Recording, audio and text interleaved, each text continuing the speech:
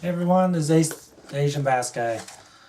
Today I'm going to talk about line, especially fluorocarbon line. I have tried just about every style, kind. I spent my money on a lot of good line and a lot of junk. Well, I guess I can't say junk. Line that doesn't work as well as others. I've strictly switched over now to the P line, fluorocarbon. This is by far, for me, and that's me only, that I've tried, that has worked good for me, and it's just an all-around really good line.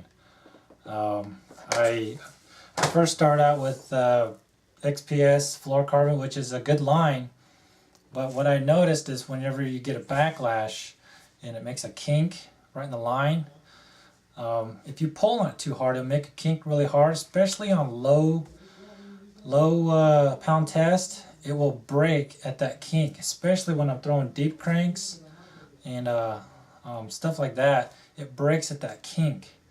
Now, what I've noticed is that the P line, you have to kink it a couple times. Now, some people may have different results.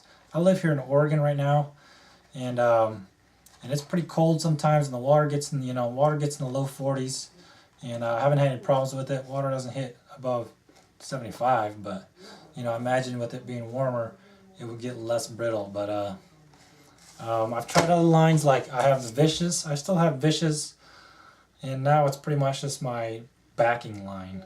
I really like this line. I liked this line for a while because the price was good. It was cheap. But it's very brittle, it's very stiff, especially in the higher pound test, like 15 or more, 20 pound test. The P line is not as brittle, is not as stiff as the Vicious. Now I've tried Team Daiwa's Steez line. It's a great line. It doesn't break, doesn't get that kink and break, but if I remember right, I think it's $36 for 150 yards or something like that. It's expensive.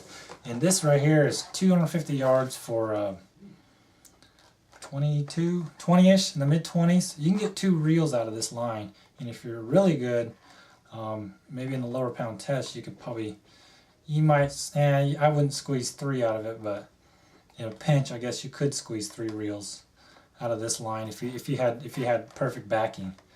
And I'll talk about how to lengthen your backing to get enough line on both reels in order for this to work. And if you do it right, yeah, you could probably do 3. I'm going to try to do 3 this year because I think I have 20 rods and reels. And to buy line, I just did a 1/3 purchase, and it cost $130 of this stuff. And so I couldn't imagine what a Team Daiwa Steez line would probably run me, twice that or triple that. Yeah, I've tried the Steez line, Vicious fluorocarbon, XPS. I like XPS. XPS fluorocarbon was a real good line. The price was good. The Vicious, the price was really good, but it's a little stiff, and when you get in a 12 pound test, 15 or lower, mainly the 12 pound test, the 10 pound test, you get those kinks, and it snaps off on your cast. Now, we all don't have the luxury of having sponsors to sponsor us so we can spool line every time, and so we've got to do with what we can buy. I usually normally respool my lines on any large tournament coming up, any of the big ones, club tournaments and stuff. I just kind of strip off, 10 yards or something like that, just the front, and see if there's any nicks in it, and then cut that and retie. But as far as 100% pure fluorocarbon, the P line's the best. The line I would try to stay away from, which I bought one time, I needed a reel during a tournament, and I didn't have enough line to put on it, so I went to Walmart and I bought the Berkeley Trilene 100% pure fluorocarbon. I think it comes in a little spool about that big. It's probably bigger than that, but it looks like it's about that big. And I used it the first cast or first fish that bit, I set the hook and it broke, and I instantly just stripped it off and put mono, put some backup mono I had in the boat, and that lasted me through.